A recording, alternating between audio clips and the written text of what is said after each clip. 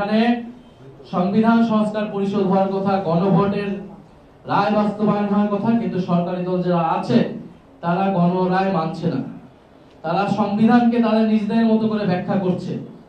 তাদের পক্ষে গেলে তারা সংবিধানের পক্ষে আছে, তাদের বিপক্ষে গেলে তারা সংবিধানের পক্ষে নাই। ফলে এই দ্বিচারিতা এবং সংবিধানকে নিজেদের মতো ব্যাখ্যা করার রাজনীতি আমরা কিন্তু আওয়ামী আমলে দেখেছি।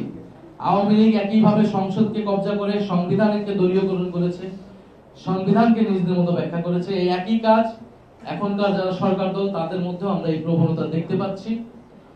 ফলে যদি সেই প্রবণতা তাদের মধ্যে থাকে, জনগণ তাদের রায় আবারও রাজপথে জানান দেবে। তো সেটার জন্য কি এনসিপি প্রস্তুত আছে? এনসিপি কে সেই বৃহত্তর রাজনীতির জন্য প্রস্তুতি রাখতে হবে। আমাদের সংগ্রাম সংসদে, রাজপথে, সব জায়গায় থাকবে। আমরা রাজপথ থেকে সংসদে গিয়েছি, কিন্তু সংসদে গিয়ে আমরা রাজপথ কি ভুলে যাব? আমরা ভুলে যাব না। এইখানেই রাজপথ থেকে আমাদের জন্ম হয়েছে, এইখানেই আমাদের জনগণের সাথে